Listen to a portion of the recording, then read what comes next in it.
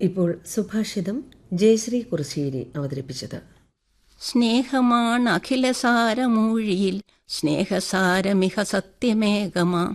സ്നേഹത്തിൻ്റെ ശക്തിയും സൗന്ദര്യവും ആനന്ദവും എല്ലാം ആവാഹിച്ചിട്ടുള്ളതാണ് കുമാരനാശാൻ്റെ ഈ കവിത.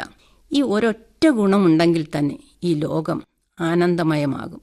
സ്നേഹം കുഞ്ഞിനോടാകുമ്പോൾ അത് വാത്സല്യമാകുന്നു, പങ്കാളിയോടാകുമ്പോൾ അത് പ്രണയമാകുന്നു, രാജ്യത്തോടാകുമ്പോൾ ദേശസ്നേഹമാകുന്നു, ജഗന്നിയന്താവിനോടാകുമ്പോൾ നാം അതിനെ ഭക്തി എന്ന് പറയുന്നു. എല്ലാറ്റിലും അന്തർധാര സ്നേഹത്തിൻ്റേത് തന്നെയാണ്. നാം ഒരു പ്രവൃത്തി ഇഷ്ടത്തോടുകൂടി അല്ലാതെ ചെയ്യുമ്പോൾ എനിക്കിത് ചെയ്യേണ്ടി വന്നല്ലോ എന്ന മനോഭാവമാകും ചെയ്യുന്നയാളിനുണ്ടാകുക. എന്നാൽ അത് സ്നേഹത്തോടും ഇഷ്ടത്തോടും കൂടിയാണെങ്കിൽ എനിക്കിത് ചെയ്യാൻ കഴിയുന്നുണ്ടല്ലോ എന്ന പ്രാർത്ഥനയും വിശ്വാസവും ഉള്ളതുകൊണ്ട് ആ പ്രവൃത്തി നന്നാവുകയും ചെയ്യും. സ്വന്തം കർമ്മമണ്ഡലത്തോട് കാണിക്കുന്ന സ്നേഹവും ആത്മാർത്ഥതയും കൊണ്ട് ഞങ്ങളെ ആകർഷിച്ചിട്ടുള്ള ഒരു ഡോക്ടർ അദ്ദേഹത്തിൻ്റെ പഴയകാല അനുഭവങ്ങൾ ഒരിക്കൽ പറയുകയുണ്ടായി. വീട്ടിനടുത്തുള്ള മെഡിക്കൽ കോളേജിൽ ജോലി ചെയ്തിരുന്ന അദ്ദേഹത്തിന് കുറേ അകലേക്ക് സ്ഥലം മാറ്റം കിട്ടുന്നു. വീട്ടിൽ നിന്ന് വെളുപ്പിന് 2:30 മണിക്കിറങ്ങി സ്കൂട്ടറിൽ റെയിൽവേ സ്റ്റേഷനിലെത്തുന്നു. ട്രെയിൻ നേരിട്ടുള്ളതല്ലാത്തതുകൊണ്ട് അതിന് മുൻപുള്ള സ്റ്റേഷനിൽ ഇറങ്ങി കുറേ അകലെയുള്ള ബസ് സ്റ്റോപ്പിലേക്ക് നടന്നുപോയി ബസ് പിടിക്കുന്നു. പുലർകാലത്തുള്ള ഈ നടപ്പും അദ്ദേഹം വളരെ ആസ്വദിച്ചാണ് ചെയ്യുന്നത്. 7 മണിയോടുകൂടി മെഡിക്കൽ കോളേജിൽ എത്തുന്നതുകൊണ്ട് നേരത്തെ ആശുപത്രിയിലെത്തുന്ന രോഗികൾക്ക് ആശ്വാസമേകാനും കഴിയുന്നു.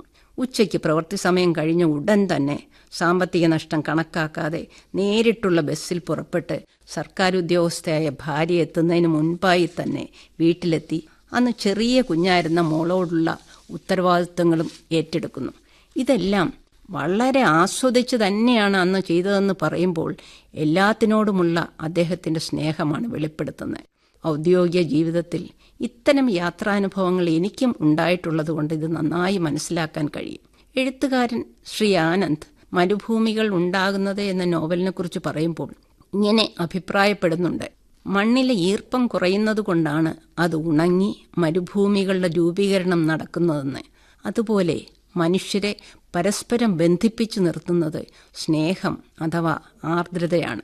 അതില്ലാതാകുമ്പോൾ ഇത്തരം മരുഭൂമികൾ സൃഷ്ടിക്കപ്പെടും. അത് ഒരു കുടുംബത്തിലായാലും ഓഫീസിലായാലും സമൂഹത്തിലായാലും ഭരണകൂടത്തിലായാലും. ബൈബിളിൽ പറയുന്നത് പോലെ സ്നേഹം ക്ഷമയും ദയയുമുള്ളതാണ്.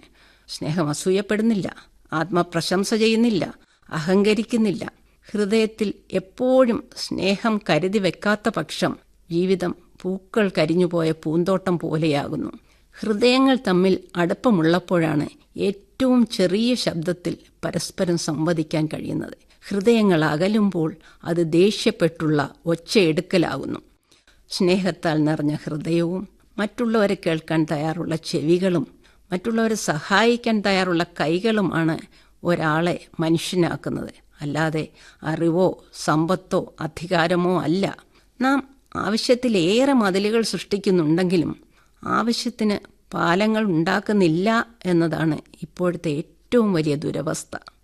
മനുഷ്യ മനസ്സിന് സാന്ത്വനമേകാൻ സ്നേഹത്തോളം പോന്ന മറ്റൊരു ഔഷധമില്ല. സ്നേഹത്തിൻ്റെ പര്യായമായ എണ്ണ തന്നെയാണല്ലോ മുറുക്കമുള്ള യന്ത്രഭാഗങ്ങൾ അയുള്ളതാക്കുന്നതും.